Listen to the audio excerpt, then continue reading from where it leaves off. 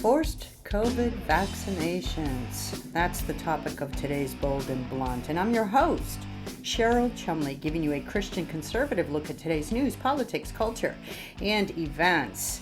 And today, on the heels of the FDA's approval of COVID-19 vaccines coming to a community near you, are company-sponsored mandates for employees to take the vaccines,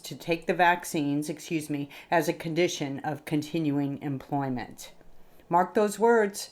And you know what? You don't even have to mark my words. We can hear it from the very mouths of the experts, the so-called policy experts like Dr. Anthony Fauci, who made no short time of running the media gamut to tell us all in America that yes, indeed, forced vaccinations are coming. And that's something that he thinks we should all meet with rounds of cheery applause.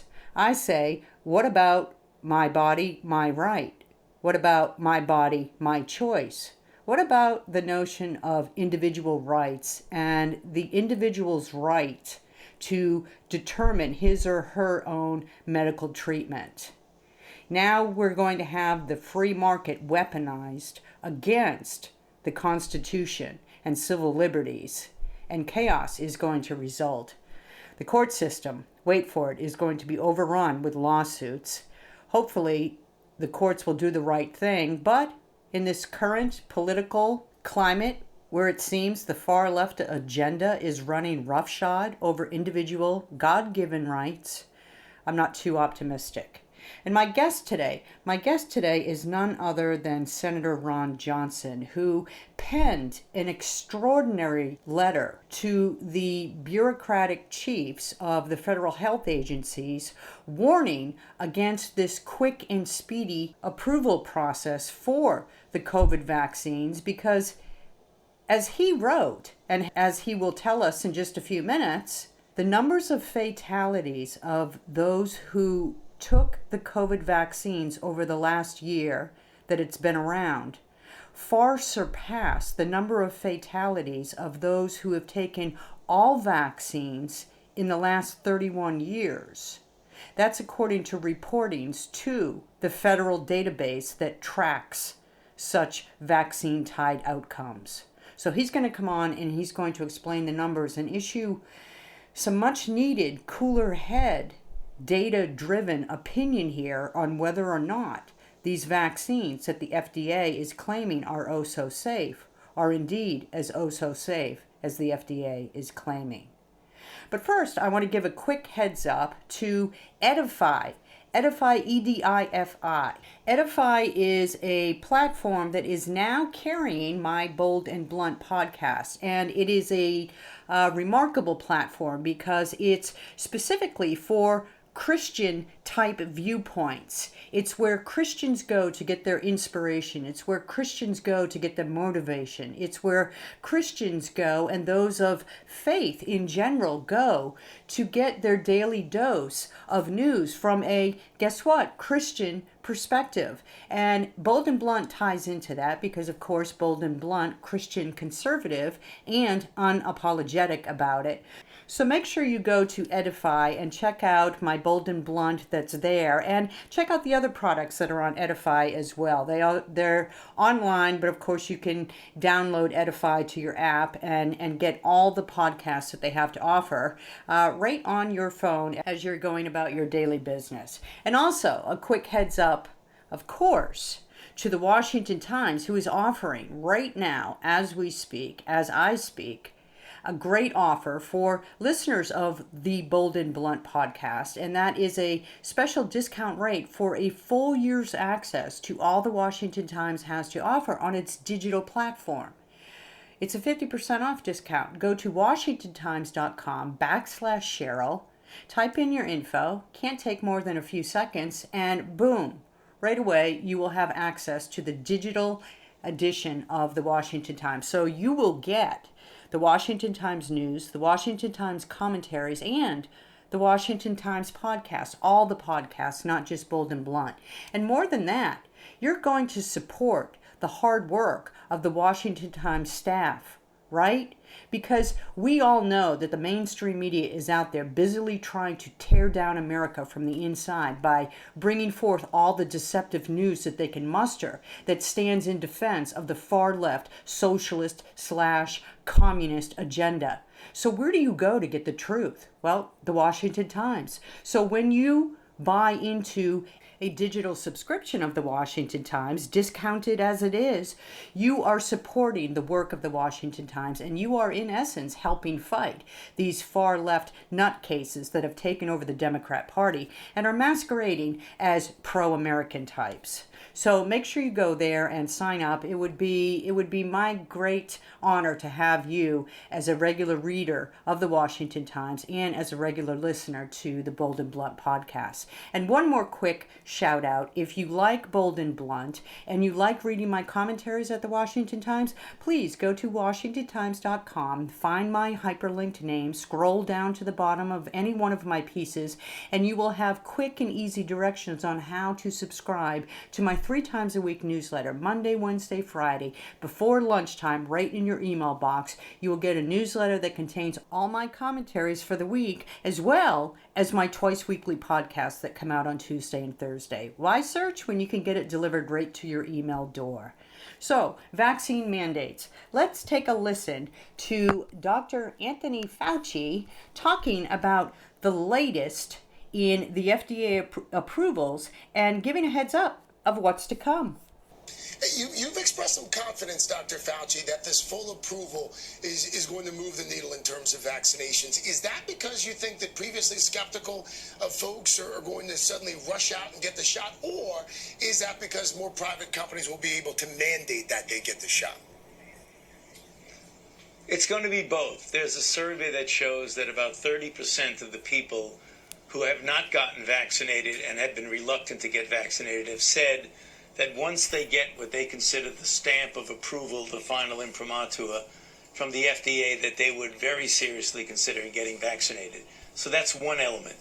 The second element is what you just said on the piece, is that there will now be much more enthusiasm in mandating vaccines, be they in corporations, places of employment, universities, colleges, the military.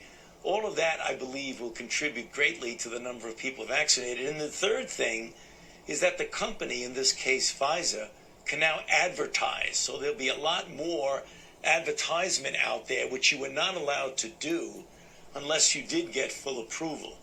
So we're about to be inundated on our TV screens with advertising about the need to go out and get the vaccine. And mark these words, they're going to make it a patriotic duty. They, in fact, already have. Over the last few months, you've seen the Democrat Party, you've seen the far left, you've seen the bureaucrats that have taken over the federal health agencies at the federal level. You've seen them all sort of scorn those Americans who resist taking the vaccine for whatever personal reasons they have to do that. You've seen the scorn and derision come from these far leftists who say that those who don't take the vaccine are unpatriotic. They are not doing their good American patriotic duty. And in fact, you've seen them labeled as dangers to society. You've heard the likes of Geraldo Rivera go out there on national media and call for, nay, demand that those who don't take the vaccine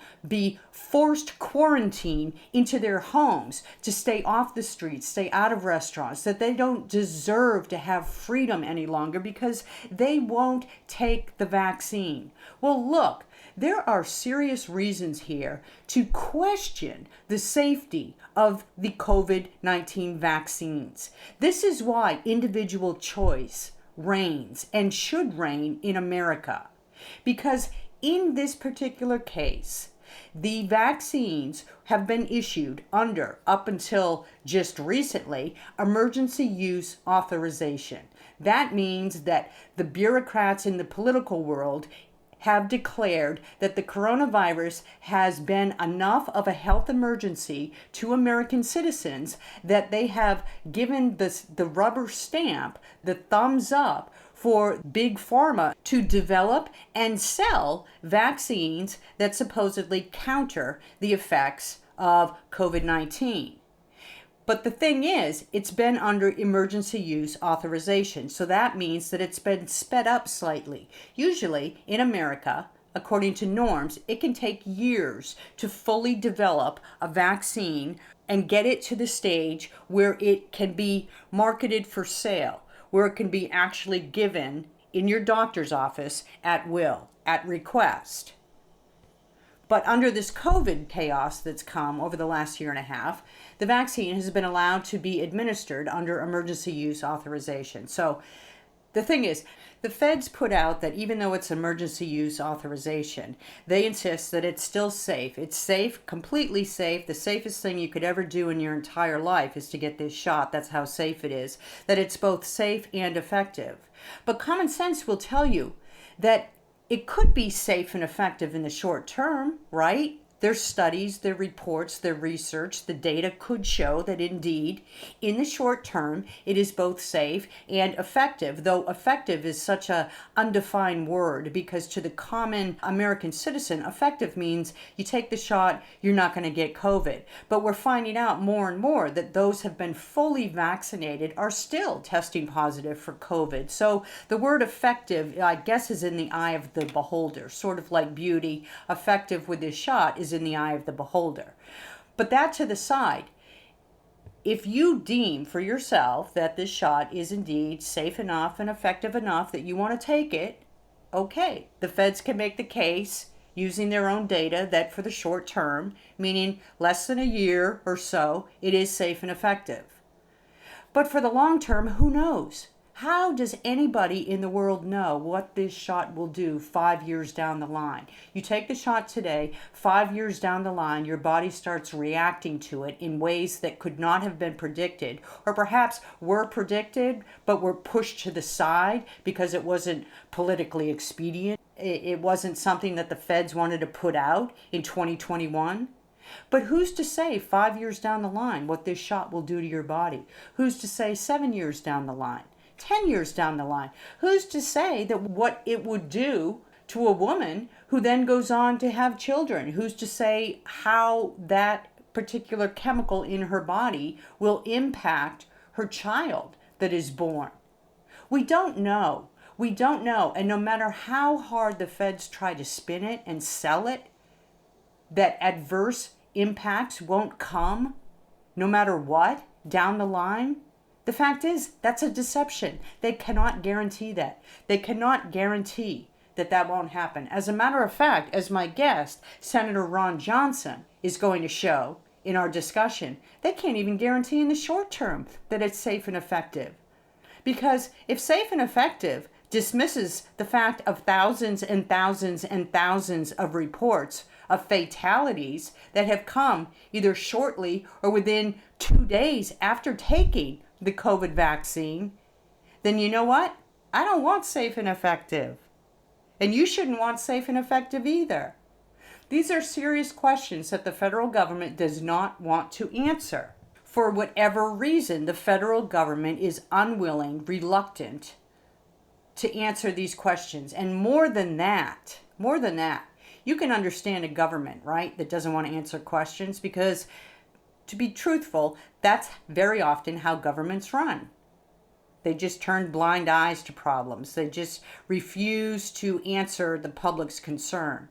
But on this particular COVID vaccine, what you can't understand, what I can't understand anyhow, is why those who ask questions, those who dare to use critical thinking here, those who dare to independently research the data and to take their independent research and to challenge what the government is putting forward about safe and effective with these vaccines, that those people, the independent thinkers out there, the critical thinkers, are deemed dangerous and booted off of social media, booted from the public platform.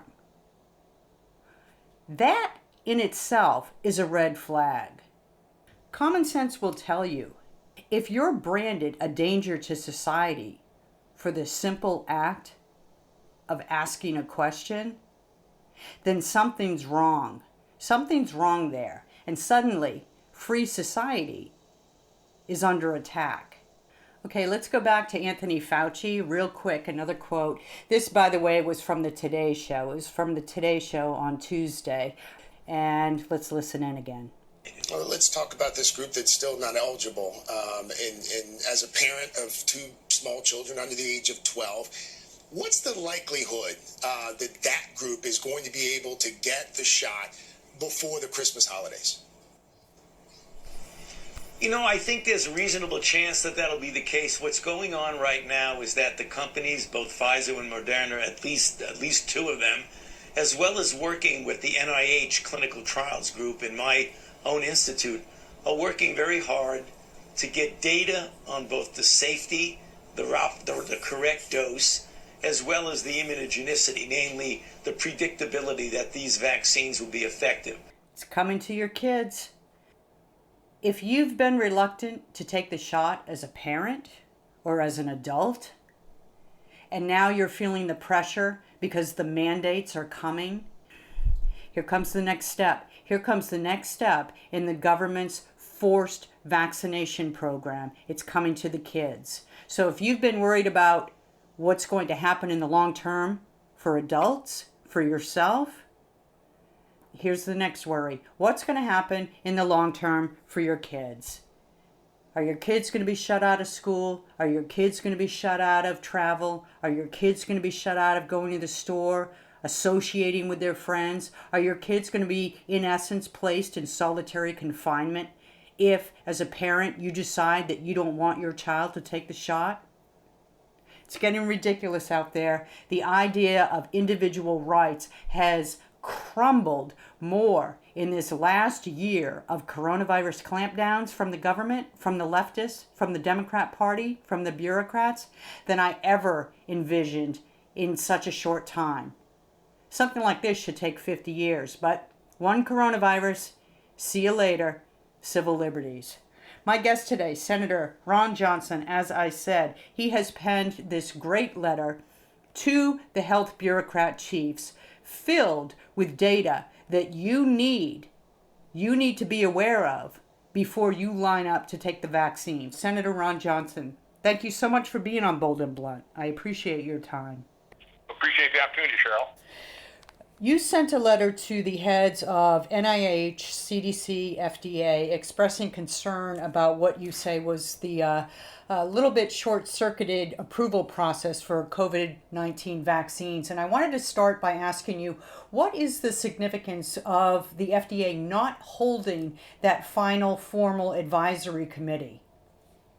Well, they don't have independent review of the safety and efficacy data. And there's nothing made public about it as well. There's so much we don't know about COVID. I mean, nobody knows it. A lot we need to learn, but there should be a lot of things we do know now.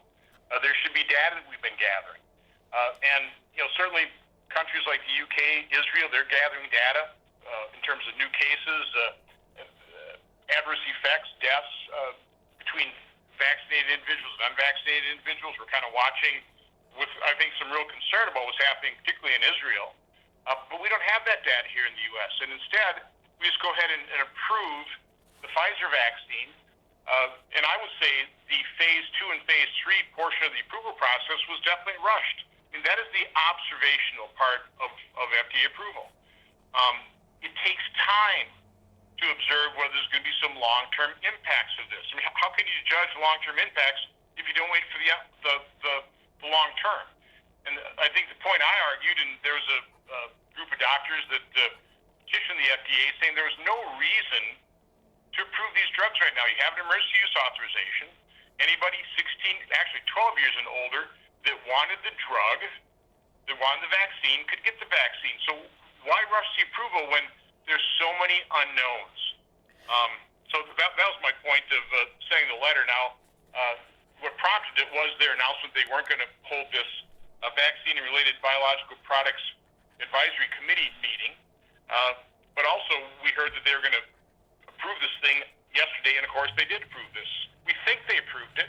That's the other thing that's bizarre about the two letters. There's a letter that extends the emergency use authorization, and then they're apparently approving the European version of this, the vaccine that's being produced by BioNTech, which is Pfizer's partner in Europe, and under that label. So this is very confusing. We're trying to sort it out right now. So it's just bizarre what the FDA has done at this point in time, particularly in light of what you see in their own safety warning system, the VAERS system, which they are almost in a complete state of denial on.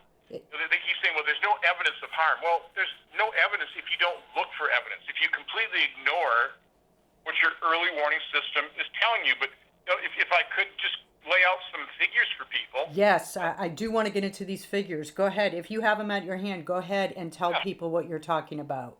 So the most recent number, and over the weekend as I was assembling this letter, the VAERS system wasn't totally up to date, but again, we're updating this on a weekly basis. But so far, there are 13,068 deaths reported worldwide on the vaccine adverse event reporting system. This is the CDC FDA early warning system. So 13,068. Now that compares to, over 8 months, that compares to 8,970 deaths over 31 years for all other vaccines reported through the VAERS system. So 13,000 versus almost 9,000 over 31 years. And I just want to clarify that when you're talking about deaths, you're talking about deaths that occurred within the same day, first day, or second day of the patient taking the coronavirus shot. Is that true? No. So that number is 4,698. Okay. 13,000. 13,000 can go on for actually quite some time, but most of them are reported in 30 to 60 days.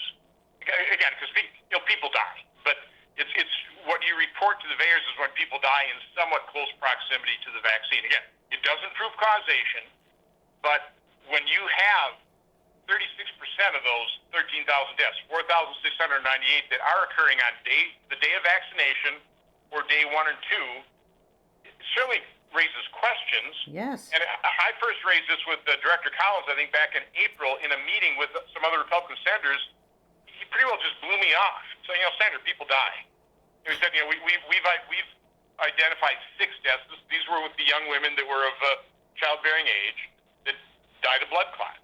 Those are the only deaths that the CDC, the FDA have associated with the vaccine, even though their VAERS system have reports of over 13,000. And by the way, because I am sort of the tip of the spear here, because I've been advocating for early treatment and I've been vocal about the VAERS system, I am just getting inundated now with letters and emails and other forms of communication of healthcare workers, nurses, doctors who are seeing adverse events. They're being discouraged, if not prevented, from reporting them. They're telling me very few doctors and nurses even know about the VAERS system. So, one of the criticisms of the VAERS, in addition to the fact that it doesn't prove cause, and that's true, but another criticism is it grossly understates the number of adverse events. There's a Harvard study that said it probably only captures about 1%. Now, I think with COVID, personally, it probably captures a higher percentage, but we're just scratching the surface here as I'm talking to doctors and nurses of how many adverse events there truly are. Neurological problems, clotting, strokes. It's a cornucopia of problems that people certainly believe are associated with the vaccine because they were pretty healthy. They get the vaccine within a few days, a couple of weeks. All of a sudden, they're dealing with these serious health issues. Well, I think the big takeaway here is no matter how many are being reported or underreported, the fact is if you compare 13,000 in a matter of 8 months versus 8,900 and some change in the matter of 31 years, that's huge. And I can't believe our federal bureaucrats in the health system are ignoring this and dismissing you. Well, they're doing far more than dismissing me. They're attacking me. I mean, the day that they responded to, that they approved this and responded to my letter, I did get a response. It's pretty much bureaucrat mumbo jumbo. They also issued an advisory against animal ivermectin for human use. Well, of course. But I think they do that because I've been an advocate for early treatment. I'm very agnostic. I don't care what drug will work. Try a bunch of them, particularly the ones that are safe. Uh, by the way, ivermectin, I think, over 31 years, I think it has less than 100 deaths reported. Ivermectin has. I think hydroxychloroquine has a couple hundred deaths. Wow. So, I mean, these are the drugs that now the CDC is warning the public, and they know the public's going to conflate these. I mean, you've already got TV personalities, you already have the Milwaukee Journal Sentinel say that Johnson's been pushing these animal drugs. Nothing could be further from the truth. But the CDC issues this warning because they know exactly how the press is going to cover this. But why not allow doctors to use their off-label prescription rights and experiment with different things that just might help? And of course, there's growing evidence that ivermectin can be effective, not universally. Hydroxychloroquine in combination with zinc and vitamin C and vitamin D. I mean, these multi-drug protocols, there are a lot of doctors that swear by them and believe they're effective. I'm not a doctor. I'm not a medical researcher. But I'm just somebody with an open mind and asking questions, which apparently you can't ask these questions anymore. The COVID gods have made their pronouncements, and you follow them or else. You get booted. My final point, the NIH's guideline to this day is, in terms of treatment of COVID, do nothing. Don't do anything. Go home, be afraid, isolate yourself, and if you get sick enough, if your oxygen levels drop low enough, then check yourself in the hospital and cross your fingers. Hopefully, we can successfully treat you once you're way too sick, which flies in the face of everything I've ever heard about medicine. Early detection leads to early treatment, produces better outcomes. Why have we abandoned that at the federal level and our media and social media with COVID? It is crazy. It's insane. If that's the position we're taking right now, and anybody like myself that's encouraging early treatment gets vilified. I was called by the New York Times the snake oil salesman of the Senate because I held a hearing on early treatment.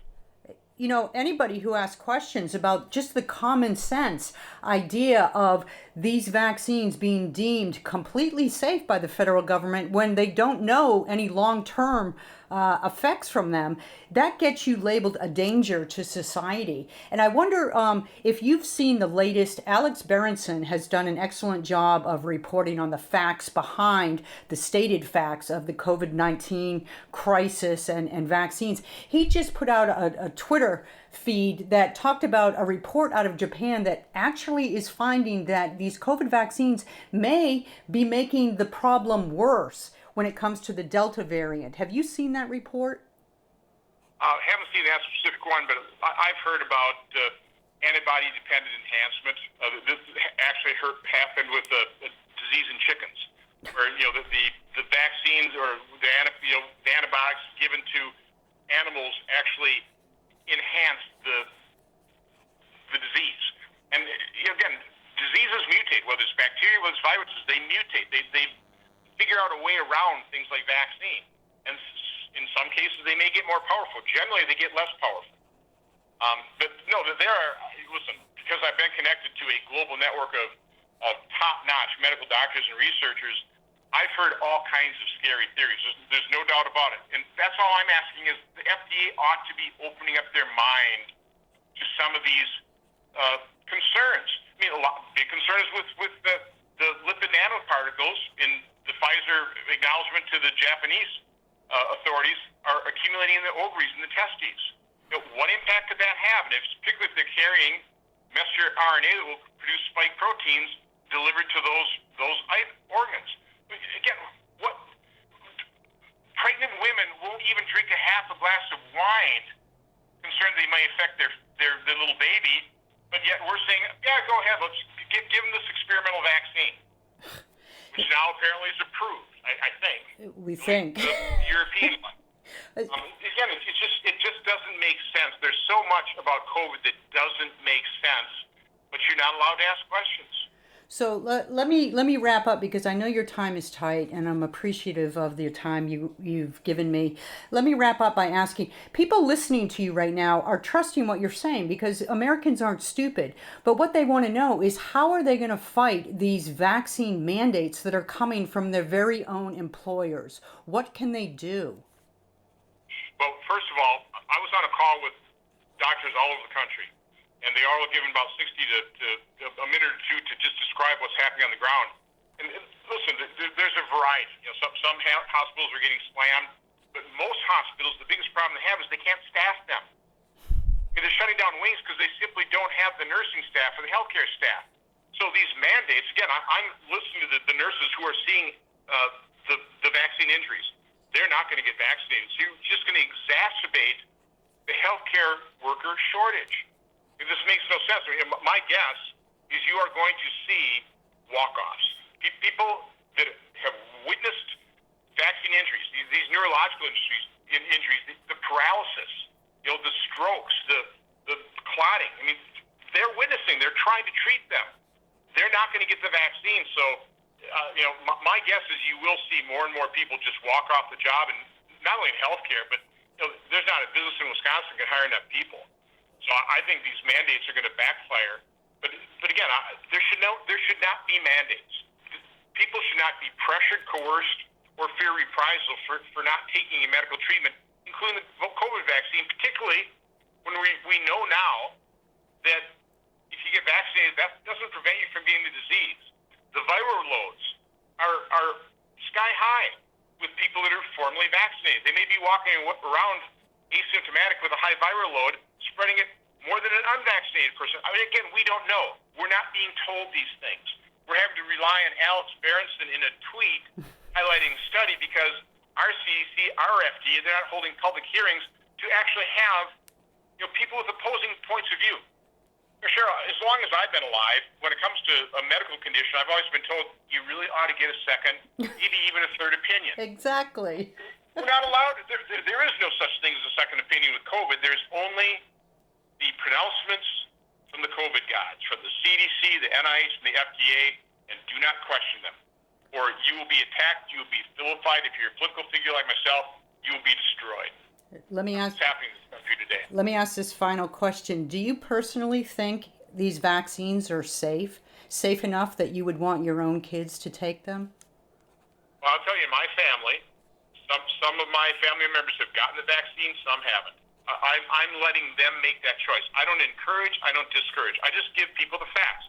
It is true that hundreds of millions of doses have been administered in the U.S., and the vast majority of those have been without any adverse effects. But there are been some very adverse effects, including death, and all I'm saying is it can't be ignored. So I think my role is to encourage or force the government to be transparent, be honest. I mean, I think the fact that the public perceives, and I think correctly, that the healthcare agencies have not been honest, they have not been transparent, that they seem to be hiding something, I think that's exacerbating the problem. I've also pushed back on this term vaccine hesitancy. I've gotten every vaccine since the swine flu. I didn't get this one because I was previously infected. The fact that the FDA and the CDC have completely ignored the benefit of natural immunity, which is probably, I think it's proving out, far more effective than vaccine immunity because the vaccine is only focusing on the spike protein where natural immunity recognizes the entire vaccine. Yep. Okay? So again, I think the healthcare agencies are losing integrity because they're not being transparent, they're not being honest. And so, from my standpoint, I think people just need to get informed. Listen, if you have a comorbidity, if you're old, if you're obese, you ought to really be considering taking the vaccine. But I think you need to do it with your eyes wide open and pay attention to what your body's telling you. Yep. So, again, I'm not a doctor, I'm not a medical researcher. I'm just a citizen legislator that is trying to make sure that these healthcare agencies are transparent so the American public has the information they need and that they deserve so they can make their own informed choice. Absolutely. Because right now it's kind of like, what are they afraid to let the American people know? So truth-telling could go far here. And Senator Ron Johnson, all eyes on you because you're one of the few voices on Capitol Hill that are actually taking this fight for the American citizen. And we appreciate it. Thank you very much. Appreciate your interest. Stay healthy. You too. Bold and Blunt listeners, I encourage you to go to Senator Johnson's website and read the full text of the letter yourself and check out his data. Look, the way truthfulness and transparency work is that those who are giving you truthful, transparent info, they want you to fact check them. Unlike the federal government that doesn't even want to answer simple questions from the American citizens about, oh, I don't know, is this shot safe 5 years down the line? And, oh, what about that whole notion of natural immunity? Or how about this, as raised by the senator in this discussion? Has the FDA even fully approved the vaccines? It's very strange. It's very strange these very simple questions go unanswered from the very federal authorities who are supposed to protect us. So it's up to you, the American citizen, to do your own data research, starting with, like I said, reading this letter. Thanks for listening. Tune in next time. And don't forget, for more great podcasts to build your faith, to inspire you, head on over to edify.app and search for the Edify app on Apple and Google Play stores. Stay blunt, stay bold.